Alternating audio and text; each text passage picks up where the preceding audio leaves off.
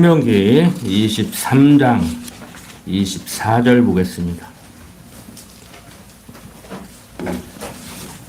신명기 23장 24절 5절 2절을 제가 읽겠습니다. 내 이웃의 포도원에 들어갈 때 마음대로 그 포도를 배불리 먹어도 가하니라. 그러나 그릇에 담지 말 것이요 내 이웃의 곡식밭에 들어갈 때 내가 손으로 그 이삭을 따도 가하니라. 그러나 내 이웃의 곡식밭에 낯을 대지 말지니라. 자, 23장 24절부터 24장 22절까지 내용은 이웃사랑의 윤리에 대한 내용입니다. 하나님께서 이스라엘 자손으로 하여금 이방 백성들과는 구별된 생활을 하도록 하시기 위해서 이러한 윤례를 주시는데, 지난 시간에 이어서 오늘 이 사랑의 윤례, 이웃사랑의 윤례에 대해서 한번 살펴보고자 합니다. 방금 읽은 이 내용은 남의 포도밭에 들어가서 배불리 따먹을 수는 있다는 거예요. 그렇지만 그릇에 담아 나오지는 말라는 것이죠. 그러니까 밭에 들어가서 배불리 먹기는 해도 되지만 챙기지는 말라는 거예요. 그리고 이웃의 곡식밭에 들어가서도 마찬가지로 그 이삭을 따도 괜찮지만 그 곡식밭에 낯을 대지는 말라는 거예요. 그럼 오늘날도 뭐 이 정도의 어떤 배려는 있어야 되지 않을까 하는 그러한 하나님의 사랑의 섭리를 알 수가 있습니다. 정말인지 아닌지는 모르지만 요즘도 정말 아기 분유를 먹이지 못해서 마트에 가서 분유를 훔치다 걸리는 사람이 있고, 먹을 게 없어서 먹을 걸 훔치다 걸리는 사람들이 있는데, 그런 사람이 있는가 하면은 또 남의 눈에 피눈물 나게 하는 그런 사채놀이를 하는 사람도 있고, 또 무료 급식소를 만들어 놓고 베푸는 사람들도 있잖아요. 특히 이제 종교 단체에서 무료 급식소를 만들어 놓고 정말 한 끼 밥을 해결하지 못하는 사람들에게 한 끼 밥을 해결할 수 있게 그렇게 해주는데, 잘 사는 사람들도 온다고 그래요. 참 문제죠. 정말 못 오는 사람들은 직접 밥을 갖다 줘야 먹을 수 있는 사람들은 또 배달도 하지만 집에 잔뜩 싸놓고 베풀고 살아야 될 사람들이 그런 데 가서 먹는 것도 좀 우스꽝스러운 그런 모습인데, 본인들은 그렇게 생각 안 하니까 와서 먹겠죠.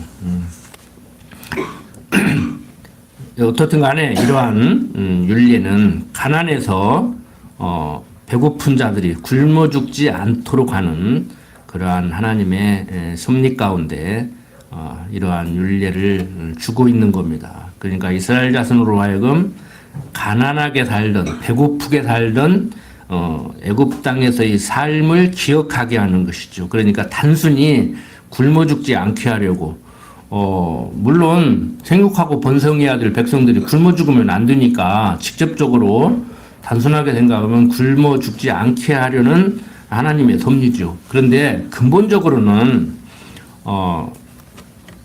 하나님이 여호와 되심을 기억하게 하려고, 어떤 여호와, 약속하고 약속대로 이루는 약속 성취 섭리 가운데 애굽에 종살이 하게 했다가 불러내는데, 애굽이 종살이 할 때가 얼마나 배고프고 힘들었는지를 알모로 인해서 하나님이 거기서 불러낸 것을 감사하게 생각하는. 그러니까 어떻게 보면 하나님이 장난치는 것 같아요. 어떻게 인간적으로 보면 장난친다고 할 수 있죠. 병 주고 약 주죠. 애굽에 누가 종살이 시켜달라고 했습니까? 그것도 그 잘난 요셉이 총리가 돼가지고 많은 형제들 중에서 시샘을 받아서 팔려가서 거기에서 총리가 됐고, 그래서 근동 지역에 가뭄이 들었을 때 아버지를 비롯한 형제들을 다 초청해서 거기에서 살게 했잖아요. 그러니까 참 요셉을 고맙게 생각해야 되는지 아니면은 참 너 때문에 우리 조상들이 400년 종살이 했다고 욕을 해야 될지 저는 어렸을 때부터 성경을 읽으면 그런 게 고민이 되더라고 도대체. 가룟 유다를 욕을 해야 될지 칭찬을 해야 될지. 가룟 유다가 예수님 팔 것 뻔히 알면서도 너희들 중에 팔자가 있다고 하니까 누구냐고 하니까 바로 너지 누구냐 빨리 가서 널리 해라. 그런 다 알고도 내버려 두고 베드로가 막어 서니까 너는 왜 하나님의 일을 생각하지 않고 사람의 일을 생각하냐고 막 사단아 물러가라 그러고, 가룟 유다는 하는 거 뻔히 알면서 가서 빨리 일하라 그러고, 베드로는 못 잡아가게 하는데 칼 빼들고 막으니까 사단아 물러가라 그러고. 도대체 어느 장단에 춤을 춰야 되는지. 왜? 나는 기독교인으로서 기독교인답게 하나님의 영광을 드러내는 삶을 살아야 되잖아요. 그렇게 배웠잖아요, 주일학교부터. 그러니까 커가면서 헷갈리는 거예요, 자꾸. 하나님 백성이 하나님 백성답게 살고자 하는데 그게 왜 나쁘냐고. 나쁘지가 않죠. 그래서 도덕설교가 되는 거예요, 강단상에서. 착하게 살아라. 하나님 백성답게 살아라. 이렇게 사는 것이 하나님 백성답게 사는 것이다. 그렇게 사는 것은 하나님 영광 가리는 것이다. 이렇게 배우다 보니까 이게 헷갈리더라고요. 이게 목사된 게 문제가 아니오. 기독교 신앙 떠나고 싶더라니까. 근데 못 떠나게 하더라고, 하나님이. 그러면 제대로 가르쳐 줘야 될 거 아니에요. 근데 또 제대로 가르쳐 주더라고, 또. 그래서, 여러분들 앞에서 이렇게 내가 성경을 잘 가르친다, 그런 어떤 우쭐함, 어깨가 으쓱하고 그런 것이 아니고, 저로 하여금 고민하게 하더니, 방황하게 만들고, 깨닫게 만들고, 성경을 바로 이해하게 만들더니, 바로 가르칠 수 있게 하고, 여러분들로 하여금 듣고 배워서 깨닫고 믿는 것과 아는 것이 하나 되어서 성경이 말하는 하나님을 알고 성경적 기독교 가치관으로 이렇게 무장돼서 살게 한다는 거. 이게 감사한 거예요. 이게 감사하는 거예요. 막 여러분들에게 나는 성경을 잘 가르쳐 주니까 나는 대단하다, 대접받아야 된다, 이런 게 아니고 정말 깨닫게 한 거. 저희 어머니께서 하신 말씀이 생각이 나는데, 돌아가시기 전에 형이 그렇게 목회 실패하고 세상적으로 실패하고 너까지 그 길을 또 가게 하는 것이 안타까워가지고 그렇게 반대했는데 직업 팽개치고 가게 하더니 성경 올바로 깨닫고 나에게 성경을 제대로 가르쳐줘서 하나님 알고 편안하니 갈 수 있게 해주니 고맙다, 이 말씀을 하시더라고요. 그거보다 더 큰 칭찬이 어디가 있어. 이제 어머니한테 들었으니까 이제 형제간들한테 듣고 이제 자식한테 드려야 되죠. 그러면 제 인생 성공한 거 아닙니까? 저만 그래야 되겠습니까? 여러분들도 마찬가지죠. 그래서 여러분들이 성경을 읽을 때 그저 건성건성 읽지 마시고 글자 읽지 마시고 그 내용을 읽으셔야 된다고 하는 말씀을 계속 드리는 거예요. 글을 읽는다는 거예요. 세종대왕이 말한 대로 가나다라 경연디귿 배우면은 똑똑한 사람은 아침 먹고 점심 먹기 전에 한글 깨우치고, 아무리 머리가 안 좋아도 열흘이면 깨우친다고 한글을 만드는 세종대왕이 직접 얘기를 했거든요. 글로 남겼어요, 글로. 그런데 그게 문제가 아니잖아요, 지금. 읽고 내용을 이해를 해야 되죠. 글자는 금방 알아요. 글자는 금방 안다고.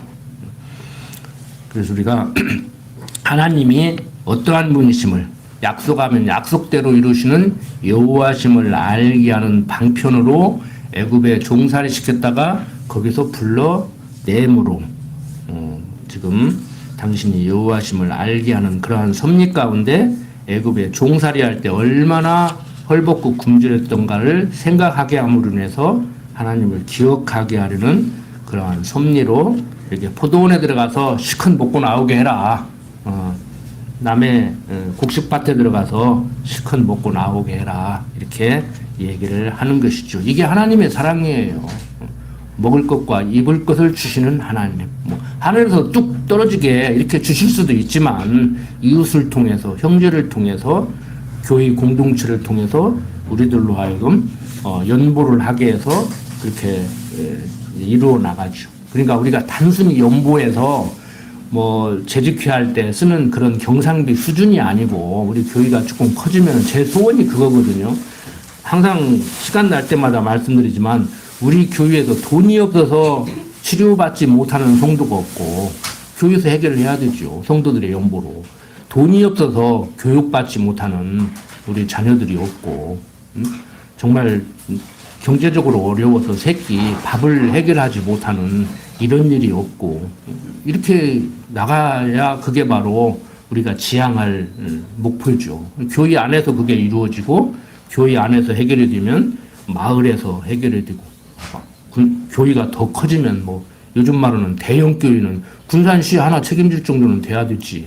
뭐 군산 시민 중에서 뭐 밥 굶고 돈 없어서 병원 못 가고 자식 못 가르치는 사람이 뭐 몇 명이나 되겠어요. 뭐 중소기업 하나만 해도 웬만한 중소도시는 다 해결할 수 있어요. 근데 교인 몇만 명 모아놓고 그거 하나 해결 못하면 웃기는 것이지요.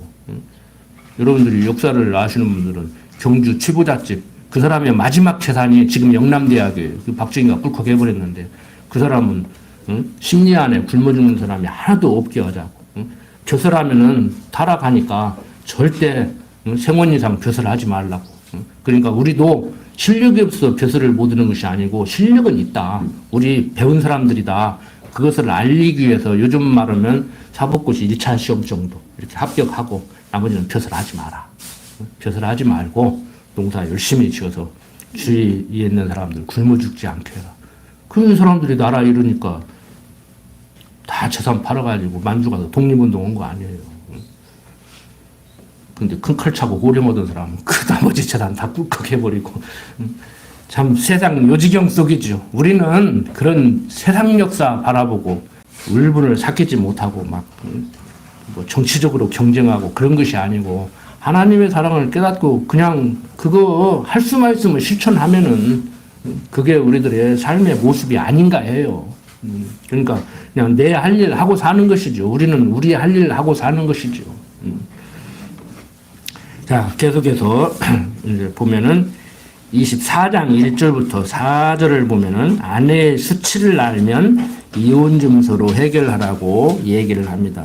사람이 아내를 취하여 데려온 후에 수치드는 일이 그에게 있음을 발견하고 그를 기뻐하지 아니하거든 이혼 증서를 써서 그 손에 주고 그를 자기 집에서 내어보낼 것이요 그 여자는 그 집에서 나가서 다른 사람의 아내가 되려니와 그 후부도 그를 미워하여 이혼 증서를 써서 그 손에 주고 그를 자기 집에서 내어 보냈거나 혹시 그를 아내로 취한 후부가 죽었다 하자 가정이에요. 그 여자가 이미 몸을 더럽혔은즉 그를 내어 보낸 전도가 그를 다시 아내로 취하지 말지니 이 일은 여호와 앞에 가증한 것이라 내 하나님 여호와께서 내게 기업으로 주시는 땅으로 너는 범죄케 하지 말지니라.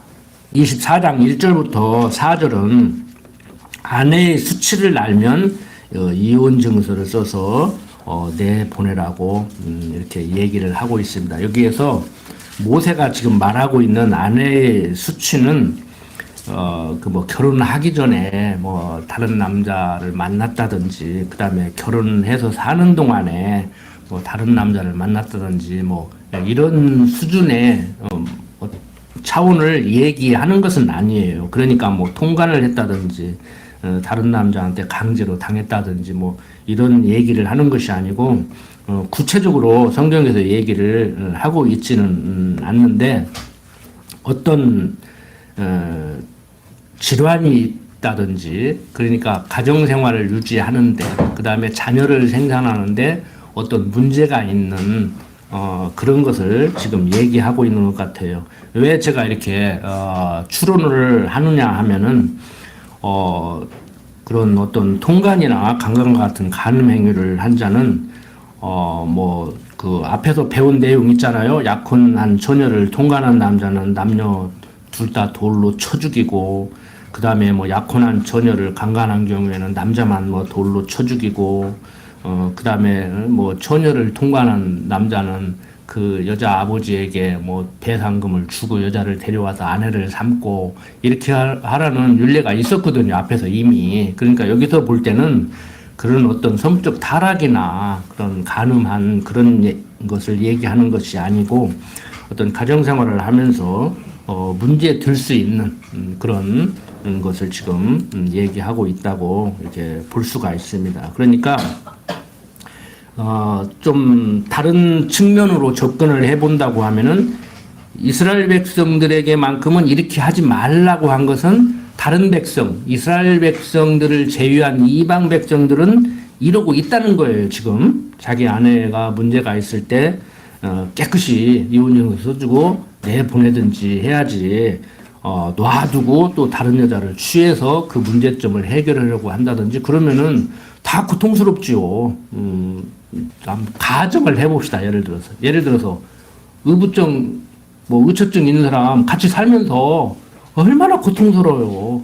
상대도 고통스럽지만 자기도 고통스러워. 근데 헤어져 버리면은 그런 고통에서 벗어나잖아요. 그러니까 그 사람을 위해서도 그냥 떠나 보내줘야 돼요. 나를 위해서도 떠나 보내줘야 되고. 이제 뭐 떠나 보내줘도 또 안 떠나고 악착까지 들러붙어가지고 그렇게 하면 성가시럽지만 병원이라도 입원이라도 시켜야지. 그러니까 무조건 같이 사는 게 좋은 게 아니라니까. 그 성경은 다 방법도 제시를 해줘요. 방법도. 고린도서에서도 얘기를 하잖아요. 결혼을 해야 되는가 하지 말아야 되는가 한 번 하면은 막 죽으나 사나 막 그냥 살해야 되는가. 근데 성경을 또 오해하기 쉬운 부분이 있잖아요. 하나님이 짝지어준 건 인간이 나누지 못한다. 죽을 때까지 살아라. 막 고통스러워도 살아라. 막 그래서 헤어지면 큰일 나는 같이 얘기하는데 아니에요. 고린도서 보세요. 정확히 얘기를 하고 있다고요. 안 믿는 사람하고 결혼해도 되고 믿는 사람하고 결혼해도 되고 막 처음부터 믿는 사람하고 결혼시킬 필요도 없다고. 저도 그렇게 생각을 했었거든요. 성경을 잘 몰랐을 때는. 그런데 그게 이제 고통스러우니까 안 믿는 남자를 구원시키려고 결혼을 하게 할 때는 세상 조건이 다 좋은데 안 믿으니까 괜히 자기 합리화시키기 위해서 하나님이 저 사람 구원시키려고 다 결혼하게 하는 거야, 결혼할 거야 하는데 그건 세상적으로 보면 인생 끝났다고 봐야 돼. 육신적인 삶은요, 지옥에 지옥. 내가 저 남자가 예수만 안 믿지 세상 모든 조건이 A급인데 결혼하고 싶으니까 괜히 성경 구절 하나 따다가 저 남자 구원시키려고 나 결혼시킨다고 정말 그런 생각을 하고 하면은 내 육신적인 결혼 생활은요, 지옥 생활이라고, 지옥 생활. 근데 그걸 알고 뭐 이렇게 해야 되는데, 저는 너무 그런 것을 잘 알기 때문에 할 수만 있으면 그런 데는 하지 마라. 이렇게 얘기를 했지만, 뭐 원리적으로 얘기하면은 맞잖아요. 안 믿는 사람. 그 남자를 구원시키려고 하나님이 결혼하게 하는지, 뭐 어떻게 하는지 그걸 모르잖아요. 그래서 뭐 방법적으로는 꼭 이래야 된다만은 없다고요. 그래서 제가 항상 드리는 말씀이 우리는 결론 내려놓고 그것을 성경 구절을 따다가 그게 성경적이라고 합리화시키지 마라. 그래서 잘못하면 기독교인이 고집스러워진다. 그러니까 일반 철학자들이 기독교인들을 도구마적이라고 그래요. 그 도구마적이라는 얘기는 뭔 얘기냐면은 한국말로 번역을 하면은 독선적이다, 고집스럽다, 절대 남하고 타협하지 않고 양보하지 않고 그런다. 기독교 신앙이라는 것이 바로 그거다. 과학적으로, 이성적으로, 합리적으로 이해 안 되는 것을 우격다짐으로 열심히 나면하고 그렇게 기독교인들이 신앙생활을 하지 않느냐. 사회생활도 그렇게 한다. 그래서 기독교인들하고 결혼하지 말라고 그래요. 요즘 대놓고. 너무나 많은 사람들이 그렇게 얘기를 해요. 기독교인 처녀하고 결혼하지 마라. 기독교인 총각하고 결혼하지 마라. 인생 고달프다. 얼마나 고집세기가 황소고집인지 절대 못 바꾼다. 이렇게 얘기들을 해요. 그런데 성경에서 말하는 그 도구마라는 것은요, 인간 고집센 독선적이라는 말이 아니고 성경 진리, 성경만이 하나님 말씀이라는 것을 신봉하는 나는 그런 의미의 도구마란 말이에요.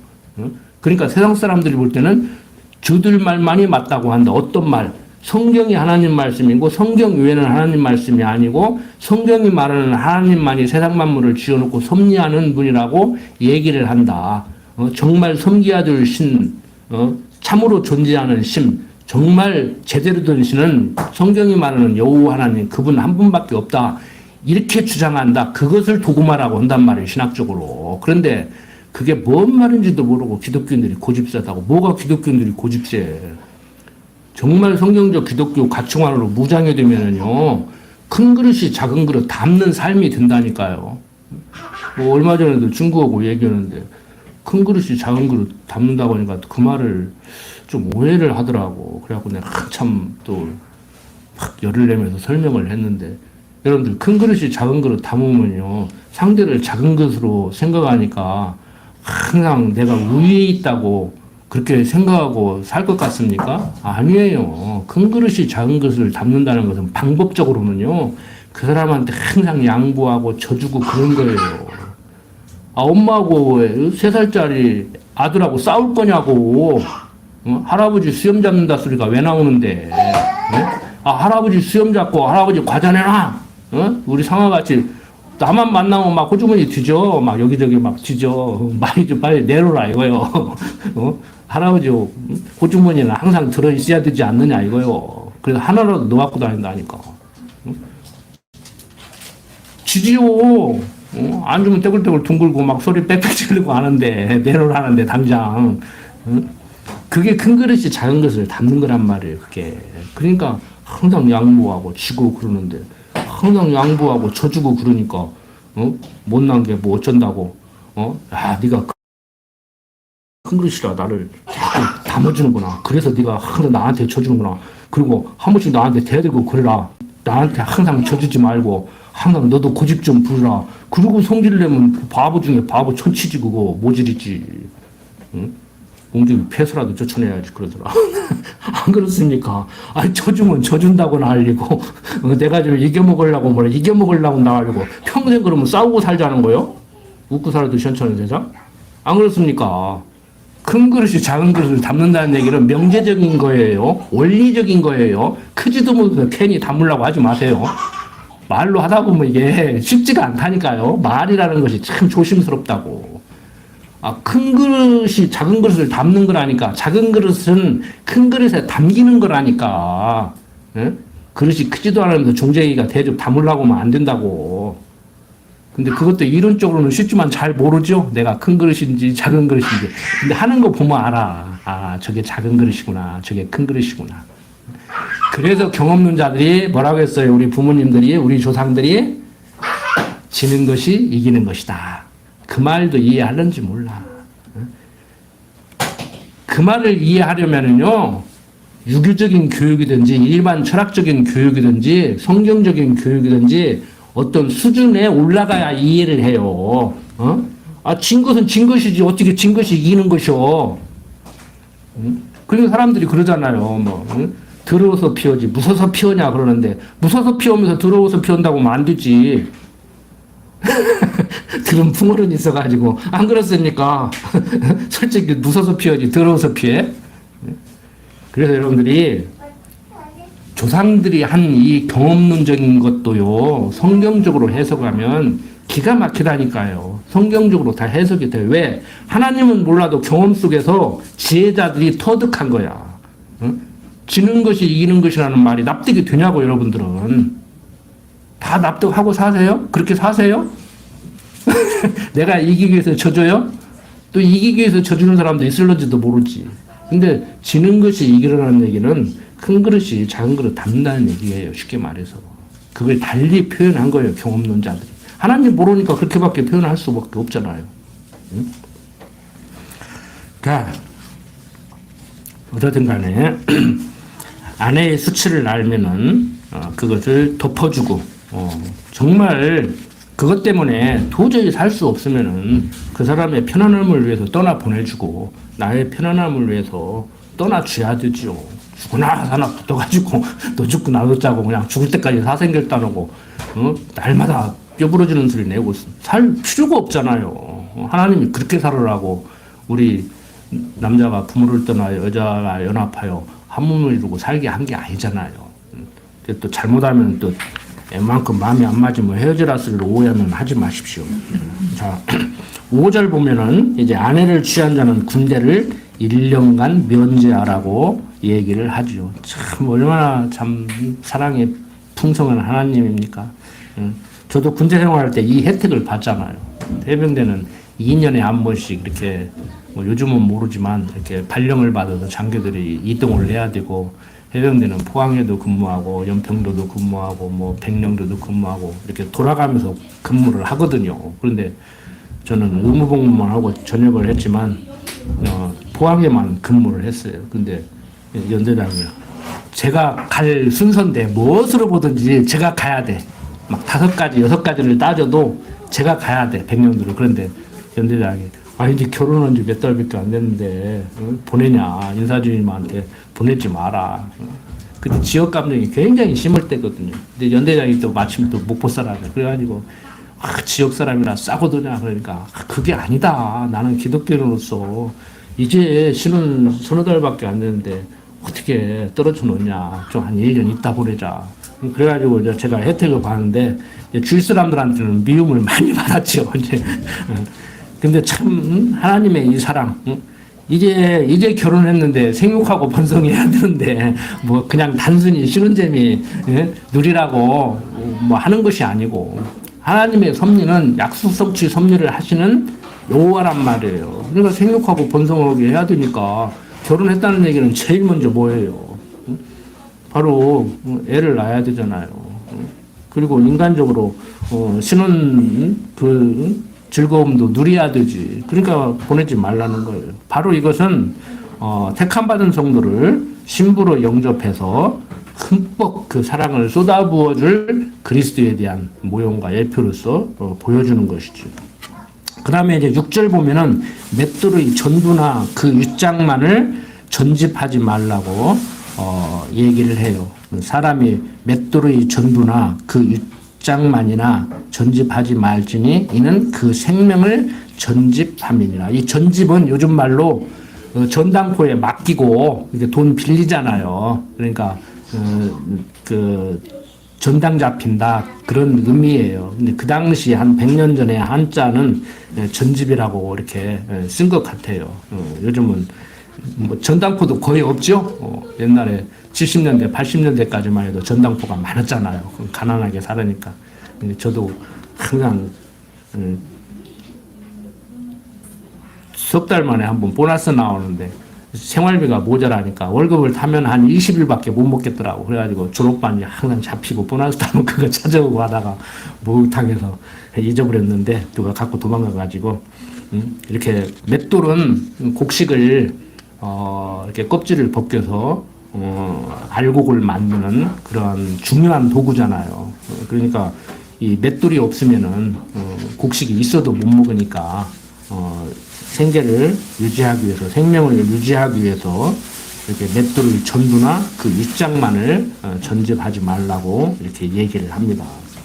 그 다음에 이제 7절 보면은 형제를 후려다가 부리거나 판자를 제하라고 얘기를 해요. 요즘 젊은 사람들은 잘 사용하지 않는 말인데 이 형제를 후려다가 이게 그러니까 납치에다가 훔쳐다가 그런 의미죠. 나이 드신 분들은 이 후린다는 말을 이해하실 거예요. 그런데 요즘 아마 30, 40대, 40대들도 한 50대는 이해하는지 모르겠는데 요즘은 잘 사용하지 않는 말이에요. 후린다는 말.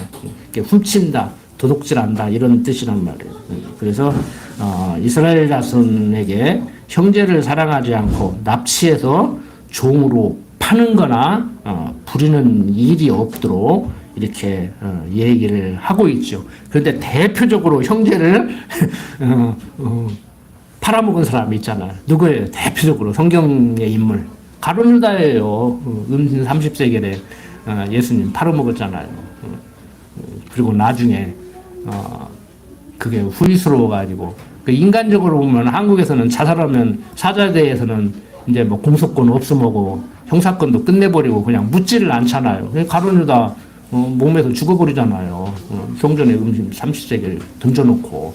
그래가지고 또 어떤 사람들은 그래요. 인간적으로 보면 요즘 불량한 사람들은 죄 짓고 내가 뭔 죄 졌냐고 나는 돈 받은 일 없다 그러고 시침이 딱 떼고 그러는데 가룟유다는 그래도 양심적인 사람 아니에요? 예수님 팔아먹고 양심에 가책받아가지고 자살했으니까 한국적인 사고로 볼 때는 이런 것이 헷갈리더라고. 정말 저는 성경을 볼 때 그런 것만 보여. 이거 가룟유다는 그래도 괜찮네. 요즘 정치인들에 비하면 괜찮네. 뭐 이렇게 보이고 그러더라고요. 근데 도대체 이게 뭔 얘기인가? 뭘 얘기하기 위해서 우리들한테 읽고 무엇을 어떻게 깨달으라고 이런 얘기를 적어놨는가. 근데 구약하고 연결시키니까 바로 연결이 되잖아요.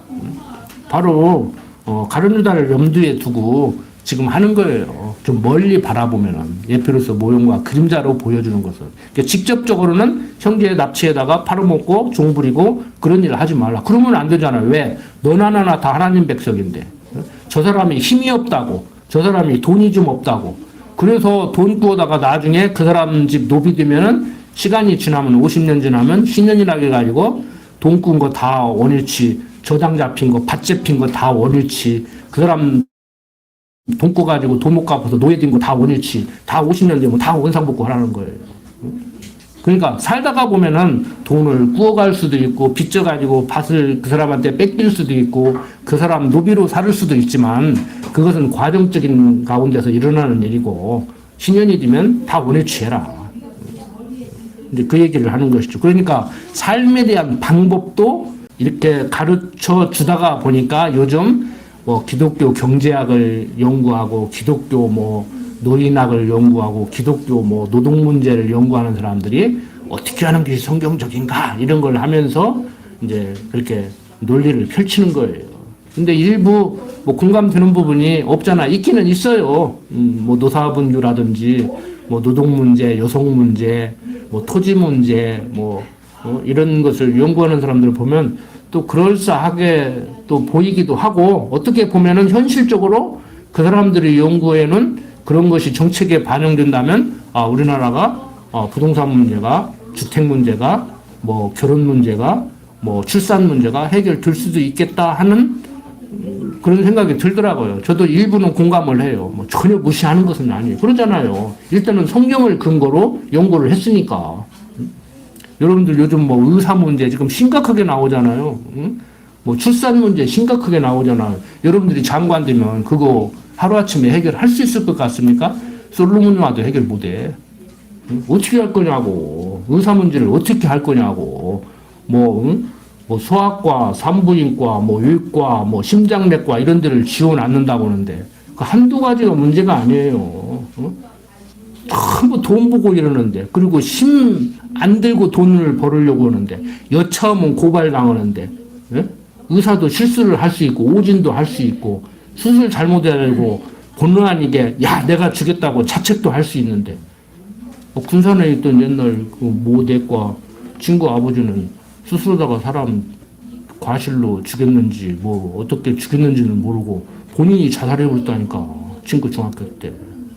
여러분들 나이 드신 분들은 어디 하면 알 거예요. 내가 실명은 거론을 않겠는데 아시는 분들이니까.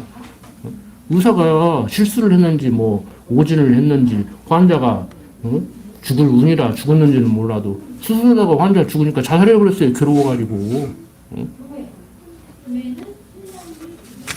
한두 문제로 해결될 문제가 아니에요. 이게 단순하게 뭐 의대 정원 늘린다, 뭐 의사 월급 올려준다, 뭐 건강보험 수가를 바꾼다. 이게 간단하게 해결되는 문제가 아니라 왜 인간들의 생각이 안 바뀌니까. 인간들의 생각이 바뀌어야 한다니까요. 우리는 성경적 기독교 가치관으로 무장이 돼서 이게 정리가 돼야 이게 되는데 내 생활도 정리가 잘 안 되잖아요. 내 가정도 정리가 잘 안 되잖아요.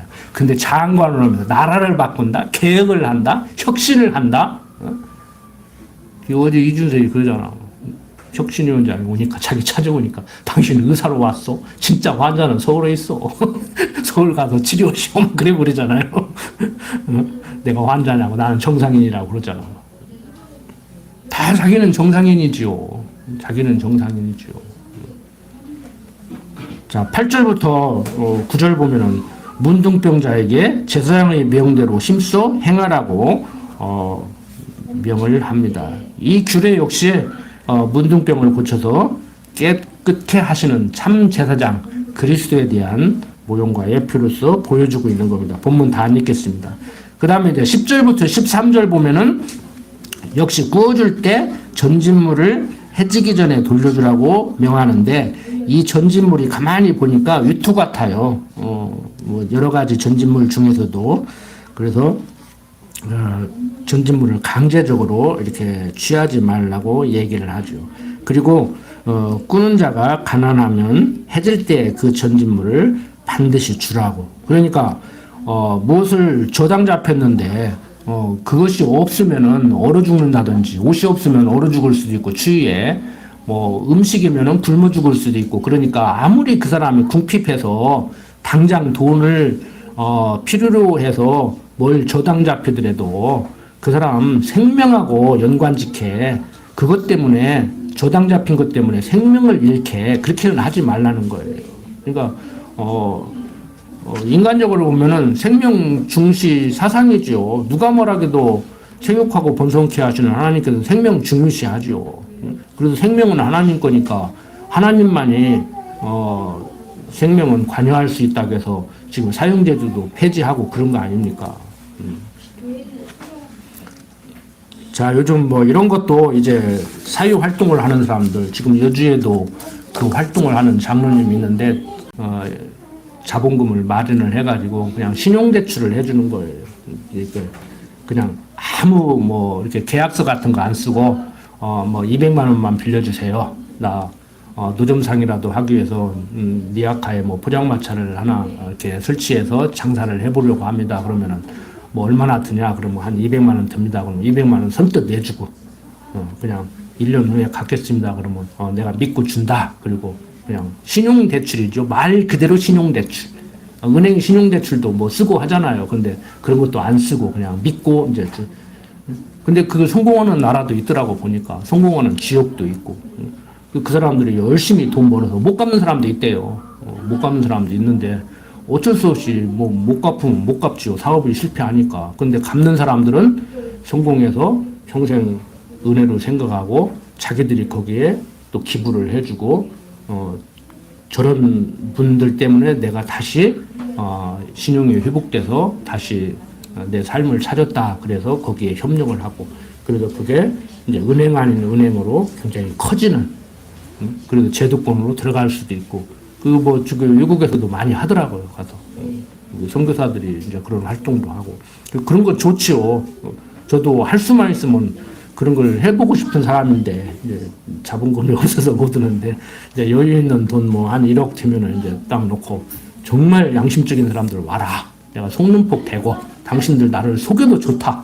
그렇지만 나는 당신들 한번 믿어볼란다. 그리고 하면은 뭐 10명 중에 한 뭐 3명은 나를 속이고 사기치고 가져갈는지 몰라도 한 뭐 6명, 7명 하면 성공하는 거 아닙니까? 그럼 좋은 세상 만드는 거죠. 자, 그 다음에 이제 14절부터 15절 보면은 이제 곤궁하고 빈곤한 품꾼의 품삯을 당일에 주라고 이렇게 얘기를 하고 있습니다. 곤궁하고 빈곤한 품꾼은 너희 형제든지 내 땅 성문 안에 우구하는 객이든지 그를 학대하지 말며 그 품삯을 당일에 주고 해진 후까지 끌지 말라. 이는 그가 빈궁함으로 마음의 품삯을 사모함이라. 두렵건대 그가 너를 여호와께 호소하면 죄가 내게로 돌아갈까 하노라고 얘기를 하죠. 뭐 요즘 농촌에서는 웬만하면은 품삯 일하면 돌아갈 때 다 품삯 주고 그러죠. 현금으로 준비했다가. 근데 요즘은 이제 어떤 그 법인체에서 일을 하고 그러면은 그날 줄 수도 있지만 통상 한 2, 3일 후에 이제 통장으로 이렇게 입금시켜주고 그러거든요. 이제 현금으로 안 주고. 근데 우리 박 목사님도 그런 경험을 하셨지만 이번에도 이거 근로자한테 내가 아르바이트 자를 이렇게 소개해주고 그랬는데 10시부터 8시간 좀 이렇게 주차 관리 아르바이트를 하라고 했더니 그것도 제 차로 가서 데려다가 이제 주었는데 9시 40분쯤 이제 도착을 했어요. 저는 이제 시간도 잘 안 봤는데. 근데 뭐 6시까지 일을 해야 되는데 뭐 5시 50분쯤 없어졌다는 거예요. 말도 않고. 그래갖고 연락이 왔어. 당신이 소개해준 사람 없어져 그랬다. 그래서 전화를 했죠. 어떻게 된 거냐 그랬더니 나 9시 40분에 도착해서 딱 8시간 일하고 5시 50분 돼서 갔다. 그래놓고 아침 저녁으로 돈 내놓으라고 막 계속 문자를 보내면 어떻게 열받는가. 그래갖고 참 그런 말 해서는 안 되는데 막 당신 고향으로 돌아가라고 그랬다니까. 그랬더니 뭐 얼마나 속상한지요. 그랬더니 내가 그렇게 오늘 큰 잘못을 했습니까? 그러더라고요. 뭐 한 5년 됐다는데 한국말도 몰라. 막 공부를 안 해가지고 일만 하더라고. 그래갖고 소개해주고 도와주려고 하면 나를 왜 도와주려고 그러냐고 막 자기를 어떻게 뭐 이렇게 해보려고 뭐 그런 거 아닌가 오해하고 아이고 조심스럽다. 남 도와주는 것도 함부로 하지 말아야겠더라고. 한국 사람하고 얘기를 해도 대화가 안 되는데 한국말도 모르는 외국 사람하고 대화를 하려니까 저는 지 살던 그 뭐라고 얘기해야 돼요? 영어로 말하면 라이프 스타일 그 생활 방식이 있단 말이에요. 한국말로. 그러니까 왜 도와주는가? 이해를 못 하는 거예요. 자기 나라는 그런 게 없는 것 같더라고. 왜 당신이 나를 도와주냐? 그러면 내가 당신한테 뭘 해줘야 되느냐? 뭘 요구하냐? 난 요구하는 거 없다. 그냥 내가 외국에서 와서 일하기 때문에 내가 도와주고 싶어서 그런다. 납득을 못 하는 거예요. 납득 못 하는 사람한테 어떻게 납득을 시키냐고. 한국말을 해도 지금 납득을 시키던 말도 오는데.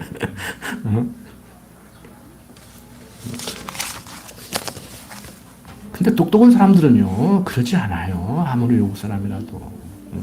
딸 같은 사람이 자꾸 선생님 도와주세요. 야, 남편이 싫어할 텐데, 남편이 싫어하니까 그러지 마. 선생님 아버지 같은데, 우리 아버지보다 나이가 많은데, 내가 선생님한테 그런다고 우리 남편이 싫어하면 우리 남편 바보죠. 그러더라고. 이거 똑똑해요. 정신 취직시키랬잖아. 원장한테 부탁해가지고. 그 원장이 막 좋은 사람 취직시키겠다고 저한테 또 선물을 보냈더라고, 케이크를. 그거 아니에요, 그거. 도와주는 사람 좋고, 도움 받는 사람 좋고, 남편은 자기가 못 해주는 거, 아버지 같은 사람이 친정아버지 같이 해주니까 나한테 고맙고, 원장은 또 사람 묻고 오는데, 외국에서 왔다 해서 이게 될런지 했는데, 받아보니까 그냥 일 잘하고, 그냥 하니까 소개시킨 사람한테 고맙다고 선물까지 보내고, 이렇게 살아야 사람 사는 것 같지. 응? 우리 교회 안에서부터 그게 돼야 된다니까요. 우리 가정에서부터 그게 돼야 된다고. 제가 항상 강조드리는 거지만 그냥 교회만 왔다 갔다 하고 우리는 성경책 잘 배운다. 너들은 어떻게 배우고 다니냐. 그러지 말고 그 수준에서 넘어서서 이제는 멋있는 삶이 돼야 되죠. 자, 오늘 재직회도 있고 오늘 여기까지만 하려고 합니다. 여러분들 정말 우리 경제적으로 어려웠던 시절 겪었습니다. 어르신들은. 그리고 지금 젊은 사람들은 어르신들 눈으로 볼 때 또 먹고 살만 하지만 또 힘들다고 합니다. 맞아요. 어르신들은 그 시대에 새끼 밥도 못 먹고 하고 싶은 공부도 못해서 힘들었지만 요즘 젊은 사람들은 배부르고 등 따뜻하고 마음대로 고등학교까지 돈도 안 내고 학교 다닐 수도 있고 학교 가면 점심밥까지 공짜로 주지만 또 힘들다는데 어쩔 거요. 그때는 그때대로 힘들고 지금은 지금대로 힘들고 원래 세상은 힘든 거예요. 그래서 불교는 고해 바다라고 그러잖아요. 나서 죽는 순간까지 육신을 유지하고 있는 동안은요 먹고 살기 힘들어요. 어떤 사람들은 먹고 살기가 얼마나 힘든지 모르겠다고 그러는데 참 안타깝더라고요. 삼시세끼 해결하기 위해서 평생을 고통스럽게 사는 그 사람 인생도요 참 안타까워요. 여러분들은 그 정도는 안 되죠. 삼시세끼 해결하기 위해서 고통스럽게 살아가지는 않잖아요. 다른 것 때문에 고통스럽지. 그런데 그런 사람이 있대요. 본인은 삼시세끼를 해결하기 위해서 그렇게 고통스럽게 산다는데 어쩔 거냐고. 그러냐고. 뭐라고 할 말이 없더라고. 그냥 저는 속으로 감사함이 넘치는데 그 사람 앞에서 웃을 수도 없고 뭐가 힘드냐고 나무랄 수도 없고 참 암담하더라고요. 여러분들. 우리는 하나님을 여호와로 알기 때문에 그 사람들과 같이 그렇게 살지는 않을 거예요. 실제 생활도. 마음만 그렇게 안 먹는 것이 아니고. 먹을 것과 입을 것을 주시는 하나님. 때에 따라서 적절하게 주시는 하나님. 여기는 농촌이니까 대부분 농사 지으시니까 이른 비와 늦은 비를 적절하게 주시는 하나님. 그 하나님 믿고 살고 그리고 살아보니까 정말 하나님이 그렇게 섭리하잖아요. 그거 믿고 살면 되는 거예요, 여러분들. 기도합시다.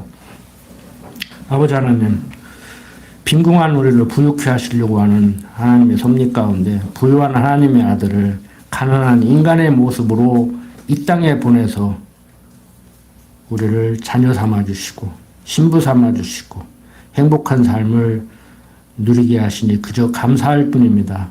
어떠한 상황 가운데 처한다고 할지라도 심령의 편안함 잃지 않게 하시고 하나님께서 주시는 그 평안함으로 인해서 육신의 질병도 할 수만 있으면은 큰 고통 당하지 않게 하시고 치료받을 수 있게 하나님 인도하여 주시옵소서.